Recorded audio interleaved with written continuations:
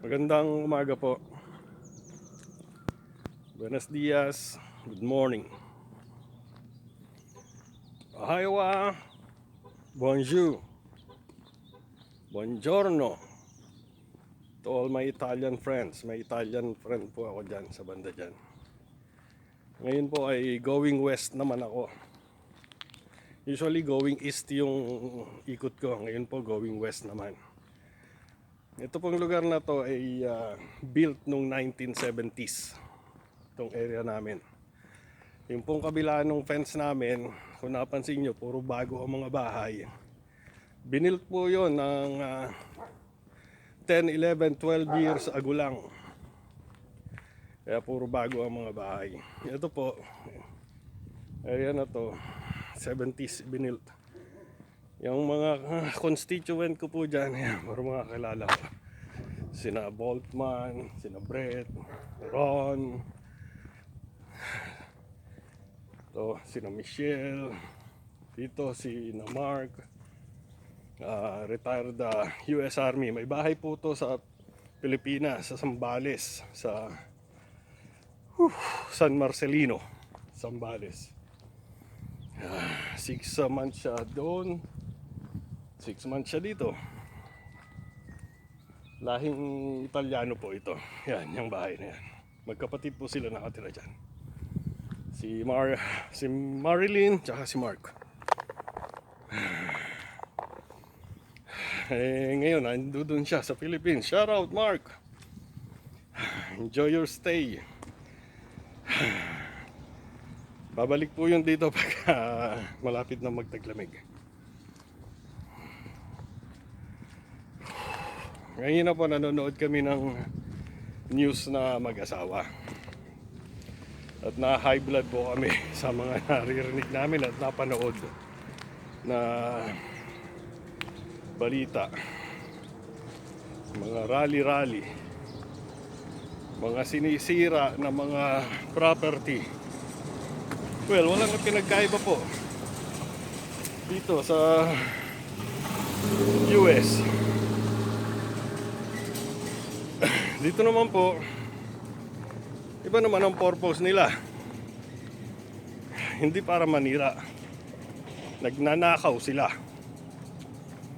Yun naman po ang kaibahan. Sinisira nila yung mga tindahan. Tapos pag nanakawan, nakikita po natin yan sa mga news. Ang isa pong nakakalungkot sa atin na pinag-uusapan namin mag-asawa, nilipat ako sa kabila para pasalubong sa traffic para safe.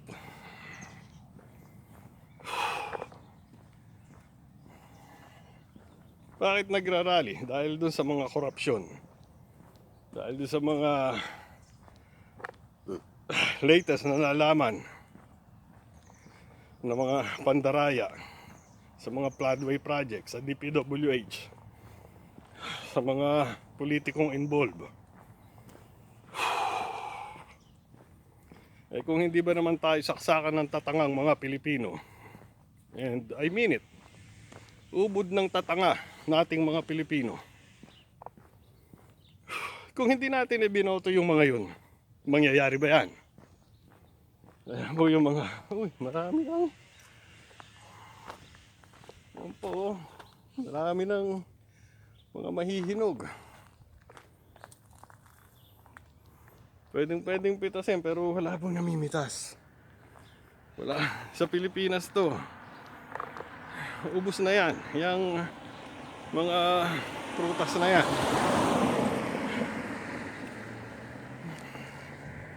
Okay, babalik naman sa kabila. Diliko na po ako. Babalik po tayo sa pinag-uusapan natin. Kung bakit ko nasabing ubod ng tatanga nating mga Pilipino. Nabigyan ng 500 pesos, ibinoto na. Naisip ba natin kung saan babawiin yun ng mga namigay?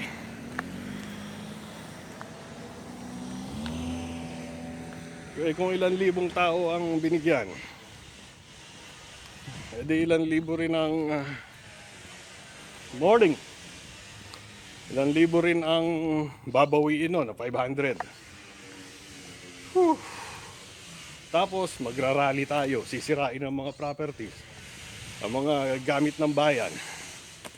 Pagka nagsimula na silang mangurakot. Oy, ay, Diyos ko. Naalala ko tuloy yung isang beses na sumama ako sa rally. Sumama din po ako sa mga ganyan. Nung nandyan ako sa Pilipinas. Nasa Mitsubishi Motors po ako noon. At pinadala kami sa Batasan. Kami frontline. Yung tatapang namin noon eh. Tila 26 ako noon, 27. Wala pang nararamdaman na takot. Yung katabi ko, yung kayapos ko ng braso ko, kasi kapit-kapit kami sa mga braso eh, human chain. Kaharap namin yung mga riot police. Tinanong ako nung matanda, yung katabi ko, "To, ilang taong ka na?" Sabi ko, 27 po, tila 27 nga ako nun. Pero siya, obviously, mga nasa 60s na siya. Sabi niya, ganyang edad din ako nung magsimula ako dito, nung kagaganito. Hanggang ngayon, nandito pa rin ako. Wala pang ipinagbabago. Siguro dapat tigilan na natin to. Walang nangyayari. Ilang pong taon na akong nakikibaka dito. Hanggang ngayon, nakikibaka pa rin ako. Yung mga kasabayan ko, wala na. Patay na sila. Oh, katabi ko, ikaw ngayon. Mga bata na. Hindi ko po ipinagkakailan. Sumama din ako sa ganyan. Doon, simula noon, napag-isip-isip ko na. Sabi ko, parang mukhang tama si Tatang ah. Ewan ko, buhay pa siya ngayon. 90s yun eh. Sana, buhay pa siya. Doon, simula noon, di na ako sumama. Tinigilan ko na ang pagsama. Hanggang sa napunta akong Canada. Punta ako dito. Nakita ko sitwasyon ng gobyerno ng Canada. Gobyerno ng US. Halos pare-parehas lang naman. Ang kaibahan lang, makakapal ang mukha ng mga politician ng Pilipinas. Talagang garapalan. Sa Canada, may isang congressman. Ang tawag po doon ay MP. Meron po siyang credit card na issue ng government na gagamitin niya for official only. Ang Diyosawa ko po, meron ding credit card yan na issue ng State of California. Kaya ingat na ingat siya pag gamit ng card. Tinitingnan niya muna, baka mali ang bunot niya. Yung pong kinakwento ko sa inyo na congressman sa Canada, nagkamali siya ng bunot. Yun ang sabi niya sa defense niya. Kumain silang mag-anak sa restaurant. Ang nagamit niya yung credit card na issue sa kanya ng Government of Canada. Wala pang $400. Pumutok sa dyaryo, sa media. Resign! Ever since, hindi na nakahawak ng government position. $400. Na hindi naman natin alam kung nagkamali talaga siya o sinadya niya. Pero sabi niya, nagkamali siya ng bunot. Hindi niya napansin na yun ang nagamit niya. Hey Rick, good morning! I'm doing my, how are you? Ito po yung isang friend ko na. I'm vlogging. putting something on YouTube. Okay. Well, I'm gonna do another round, All right. and I'm going home. So if I get on YouTube, I can look up Sonny's big walk around the neighborhood. Yes. Yes. I'll send you the link. All right. All right. Thank you very much, Rick. All right. Good morning. Enjoy. Yeah. Have a good one. Yun po yung kaibigan kong polis. Ayun, nakita niya ako, narinig niya ako, nagsasalita daw ako mag-isa habang naglalakad. Well, malapit na po uli ako sa bahay namin. And hopefully, itong ikot ko na to, nasa labas na ang asawa ko at sasama na sa akin. Nagdidilig po ng halaman sa likod eh. Well, yun po yung kwento ko. Dito, US, Canada, konting sangkot mo sa kontrobersya, talagang nagre-resign. And that's it. Hindi ka na makakahawak ng posisyon uli sa government. Pero dyan sa atin, si Erap, na-convict, naging mayor pa uli. Gaano katatanga ang mga taga Maynila? Hindi ko po sinasabing matalino ako, hindi ako tanga. Tanga din po ako. Ilang senador nasangkot sa ganyang usapin. O, senador pa rin hanggang ngayon. Oh Lord. Bonjour, madam. Nakaisang round na ako. Sasama ka pa ba uli? Ayaw pong sumama ng asawa ko kasi nakapantulog pa po. Ayan po. At masyadong tirik na po ang araw. Baka makita nung mga fans niya. Okay, maraming salamat po sa pagsama ninyo sa akin sa araw na to. At talagang na high blood kami dun sa mga napanood namin ng asawa ko at nakita namin sa balita. Ito po, Monday morning, September 22 2025, alas 9 ng umaga. Yan po ang itsura ng street namin.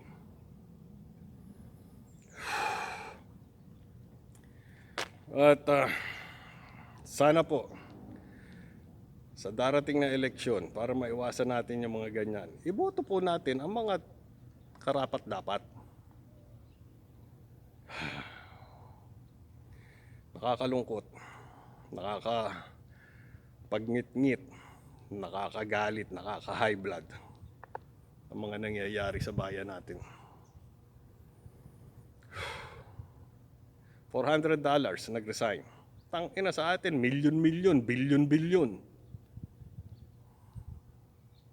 Ayaw pa rin mga bumitiw sa kinauupuan.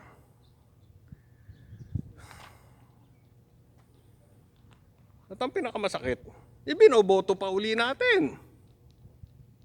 Come on. Oh my God. Ang init po ng araw, tirik na. Pero gumaganda na po ang weather. At sana po ay ligtas po ang lahat dyan sa Pilipinas dahil balita ko po ay may bagyo. Nag-message na po ako doon sa mga in-laws ko sa Tugigaraw, wala pa pong reply. Mamaya naman po ay magme-message ako sa kapatid ko at sa nanay ko kung okay sila doon. Pero hindi naman po kasama ang Manila. Kaya I guess, I hope okay sila doon. Mag-ingat po tayo mabuti at ingatan po nating mabuti ang bawat isa. Huwag po na tayo makakalimot magpasalamat sa mga biyayang natanggap at natatanggap at matatanggap pa natin. Mabuhay. Ayan tirik na tirik ang araw.